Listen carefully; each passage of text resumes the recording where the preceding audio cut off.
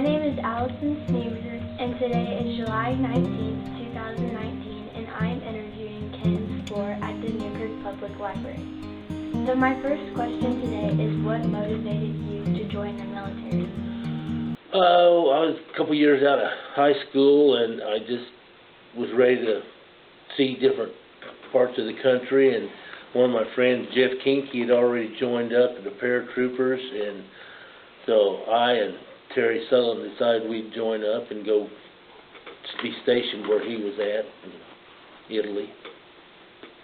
Tell me a little bit about your time in basic training. It was a lot of work. We took a lot of classes, learning how to take care of your equipment and how to take orders, and the gas mask training was real exciting. They put you in a building room and popped the canisters, and you put on your mask and sat there a while, then you took your mask off and said your name and rank, and by that time you were coughing and sneezing and had to walk on out of the room to prove that their gas mask really worked, is the reason they did that.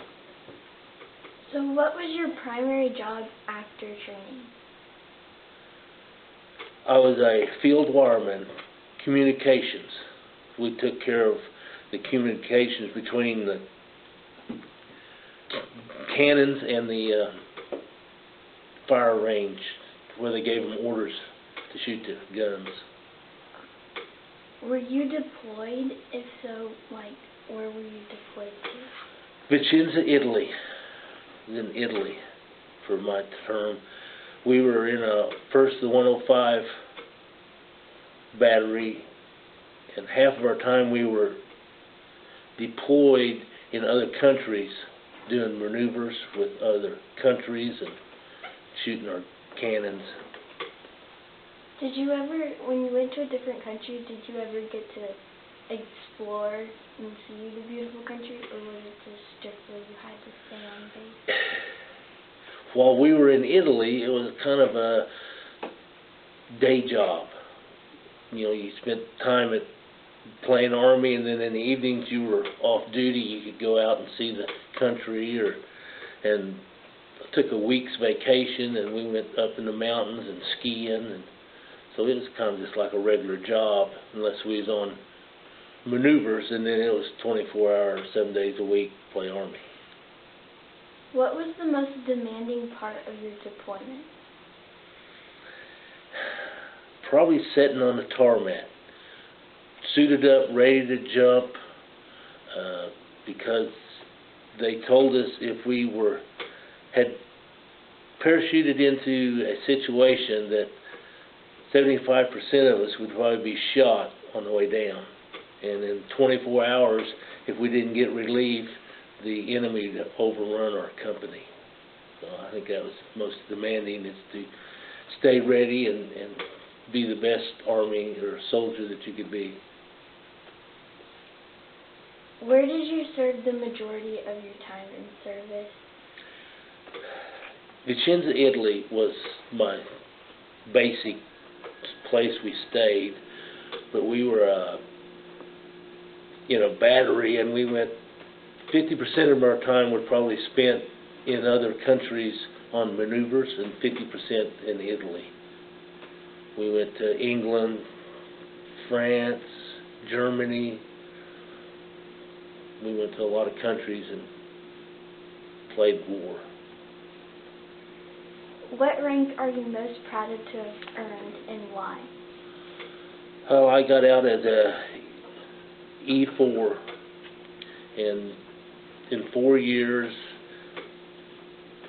it just took a long time to get rank in the Army, and of course I just went for 4 years, so I feel like that I did perform my job well enough to get to an E4. Which medals or citations are you most honored to have received? Well, I received jumping out of airplanes. Paratrooper was one that I liked. M16, I was marksman on it, and driving was probably my best.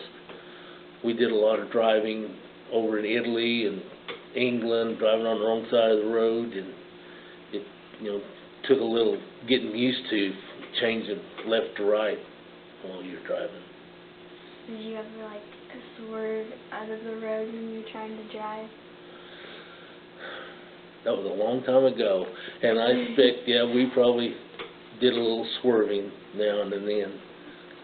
Because you'd be driving a gamma goat and a trailer behind you, and it's probably as long as this room, all that together, and it just, you ran about 50 miles an hour, and everybody else was running 70 or so. It was exciting to do it without any accidents. So, when you were jumping out of airplanes, how was your adrenaline? Were you nervous? Were you excited? I was always nervous. We jumped with a static line. That's a cord that you hooked up in the airplane or helicopter, and it was about 15 foot long, and then it would pull your chute out as you fell. And that part of the time you was really excited and nervous and hoping that it opened.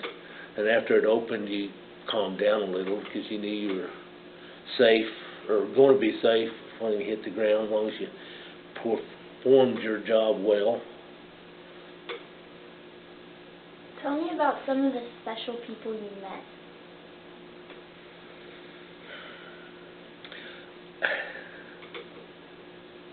Special people.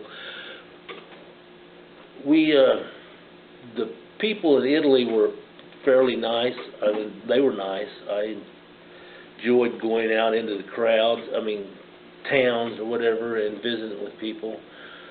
But the Communist Party was legal over there also, so you had to watch what you went, where you went, and when you went, because they had rallies. I had a sergeant over us that, I don't know if he took me under his wing or whatever, but he showed me the ropes when I got there, and probably why I helped get to an E4. What was the best and the worst military food you ate? You probably heard the sea rations was the worst. It comes in a little square box. And I liked breakfast at the base. They had eggs and bacon, and I kind of like bacon. There was a certain time of the morning, and you always knew it'd be over there. If you got done with your PT and got cleaned up, you could go over and get breakfast. So while you were in Italy, did you ever go out into the towns and explore the culture of food, like what they ate? Yes, they have. I like their pizza. The fireplace is a big dome brick deal, and the fire's back in there, and they slide it in on a big spoon, and that's how they cooked all their pizzas and pastas in that wood-burning stove. Tell me a funny story you experienced that could only happen in the military. We went on a ski trip up in the mountains and spent about a week up there, and I think there's 4 of us, 4 or 5, and it's time to come home, and we got in this car, Volkswagen, station wagon, and we started down the mountain, and it started raining, and the windshield wipers quit working, and I'd had a squeegee with a long handle, and so the guy on the passenger side rolled down his window, got out and sat in the window with and reached across the windshield with that squeegee and squeegeed my window as we went down the mountain. And the couple guys in the back were holding onto his legs. So, in the Army, the threat of dying was very real. So a little problem like going down the road didn't bother you that much. You didn't worry about running off the road or running into anybody. So the friends that you made in the military, do you still talk to some of them today? No. Well, I take that back. Terry Sutherland, we joined up together, but he didn't make paratrooper. His health wasn't good enough, so he got stationed in the lower part of Italy, and I still see him a little once in a while, but not too often. How did your military experience affect your life today? It makes you appreciate the United States. There is that countries over there, you know, I was in Europe and Italy and Spain, and there's not as much freedom as we have in the United States. You know, we can get up and go. The United States is a lot bigger than most of those countries over there are. Just more freedom, and realizing that freedom's not free. So when you went into the other countries, it was quite a bit of a culture shock, right? Yes, there are a lot of difference in what you can do, and what, being in the Army, I paid more attention to their police, and their police have a lot more authority, or they can do more things without getting in trouble from the government. Okay. Thank you for letting me interview you today, and thank you for your service. I really appreciate it. You're welcome. I'm glad to be here. I'd like to ask a question. Okay.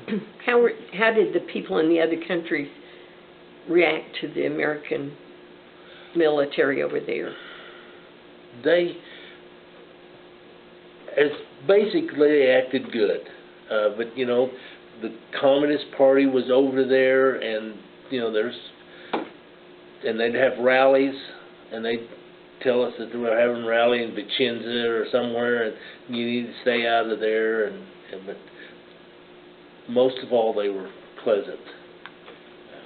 Like I said, I didn't go in places probably where the Communist Party was really present, so I know, but most of them were nice.